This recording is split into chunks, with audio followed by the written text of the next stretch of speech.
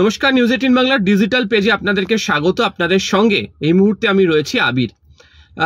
আপনারা অনেকেই জানেন বউবাজারের ঘটনা এবং ইস্ট ওয়েস্ট মেট্রো প্রকল্পে এই বউবাজারে সুড়ঙ্গ তৈরি করতে গিয়ে কি ভয়ঙ্কর বিপর্যয় বা সেখানকার মানুষজনকে কি ভয়ঙ্কর অবস্থার সম্মুখীন হতে হয়েছিল এবং আজকের দিন পর্যন্ত দাঁড়িয়ে সেই সমস্ত মানুষগুলিকে সেই সময়কার ঘটনার রেশ আজও বয়ে বেড়াতে হচ্ছে। বলা চলে যে নিজ ভূমে কার্যত পরবাসী হয়ে গিয়েছিলেন এখানকার মানুষজন।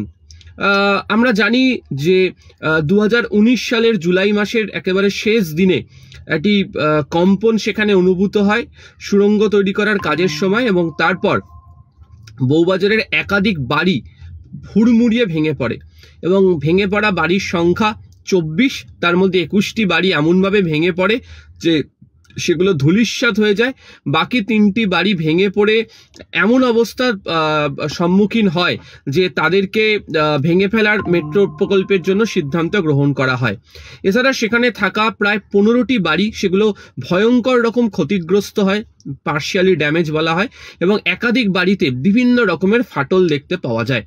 2019 থেকে 2022 পর্যন্ত দফায় দফায় বউবাজারের দুর্গাপিতুরি লেন, শ্যাকরাপাড়া লেন সহ একাধিক জায়গাতে এই পরিস্থিতি চলতে থাকে এবং যতক্ষণ না পর্যন্ত মেট্রো সুড়ঙ্গ তৈরির কাজ সম্পূর্ণ হচ্ছিল ততক্ষণ পর্যন্ত সেখানকার বাসিন্দাদের কার্যত ভয়ে ভয়ে দিন কাটাতে হয়েছে। বহু দিন গেছে, বহু সময় গিয়েছে যখন এখানকার বাসিন্দাদেরকে মাত্র 1 ঘন্টার নোটিশে বা আধ ঘন্টার নোটিশে তাদেরকে নিজেদের বাড়ি ছেড়ে বেরিয়ে যেতে হয়েছে, হোটেলে গিয়ে ঠাঁই নিতে হয়েছে। আর যে 24টি বাড়ির কথা বললাম তার যে 74টি পরিবার, তার মধ্যে একাধিক শতাব্দী প্রাচীন বাড়ি ছিল, একাধিক বাড়ির ঐতিহ্য ছিল এতটাই যে সেই বাড়ির সমস্ত ঐতিহ্য মাটিতে মিশে যায় এবং সেই পরিবারগুলিকেও আজও বউবাজার ছেড়ে অনেক দূরে কোনো না কোনো আস্তানায় তাদেরকে সেখানে দিন কাটাতে হচ্ছে। তো এই পরিস্থিতিতে এখানকার মানুষজনদের যে চাহিদা ছিল যে তারা কবে বাড়ি ফেরত পাবেন, অবশেষে ইস্ট ওয়েস্ট মেট্রো যারা নির্মাণকারী সংস্থা কেএমআরসিএল তাদের তরফ থেকে নির্দিষ্ট করে জানিয়ে দেওয়া হলো যে তারা বাড়ি ফেরত পাবেন।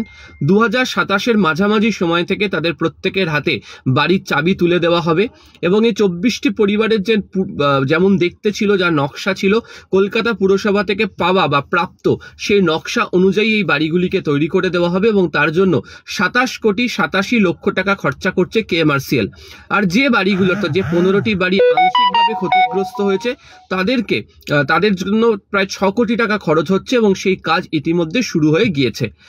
মেট্রোর বক্তব্য হচ্ছে এর মধ্যে একাধিক বাড়ি দোতলা, একাধিক বাড়ি 3তলা করে দেওয়া হবে এবং যেখানে সুড়ঙ্গটি রয়েছে তার ওপরে মাটির ওপরের তো স্তর অনেকটা রয়েছে এবং সেই জায়গাকে সেভাবে ফিল করা হয়েছে। তার কারণ ওখানে একটি আমরা জানি যে একটা এভাকুয়েশন পয়েন্ট তৈরি করা হয়েছিল যেখান থেকে খারাপ হয়ে যাওয়া বা নষ্ট হয়ে যাওয়া টানেল বোর্ডিং মেশিনকে তোলা হয়, যেখান থেকে ইঞ্জিনিয়াররা নেবে বা কর্মীরা নেবে পুনরায় টানেলটি তৈরি করেন। তো সেই জায়গাটা ফিল আপ করা হয়েছে এবং তারপরে একটা আলাদা করে সুন্দর স্ট্রাকচার তৈরি করা হচ্ছে, যাকে বলা হয় শক্ত পাইলিং বা ভিত করা হচ্ছে এবং তারপরে এই বাড়িগুলি তৈরি করা হচ্ছে। যদিও একাধিক বাসিন্দা যাদের এই বাড়িগুলোর মালিক ছিলেন তাদের বক্তব্য হচ্ছে যে বহু বছর ধরে তারা শুনে আসছেন বাড়ি ফেরত পাবেন পাবেন পাবেন, আজ পর্যন্ত বাড়ি ফেরত পেলেন না এবং তাদের যে ধরনের সম্পত্তি, যে ধরনের বিষয় আশয় ছিল তাও কার্যত জলাঞ্জলি চলে গেছে। ফলে এই অবস্থাতে দাঁড়িয়ে তাদের বক্তব্য এই বাড়ি দ্রুত তাদেরকে ফেরত দেওয়া হোক, এই বাড়ি তারা দ্রুত ফেরত নেবেন এবং যদি মেট্রো কর্তৃপক্ষের তরফ থেকে সত্যি তাদেরকে এই দ্রুত বাড়িগুলো ফেরত দেয় তাহলে তাদের পক্ষে সুবিধা হবে। তবে বউবাজারে কাজ শুরু হয়ে গেছে, আশা করা যায় আর অন্য কোনো ধরনের বিপদ না ঘটলে 2027-এর মাঝামাঝি সময় থেকে এই 74টি পরিবার অবশেষে তাদের বাড়ির চাবি ফের হাতে পাবেন। আরও খবরের জন্য নজর রাখুন নিউজ 18 বাংলা ডিজিটাল পেজ। আপাতত ধন্যবাদ।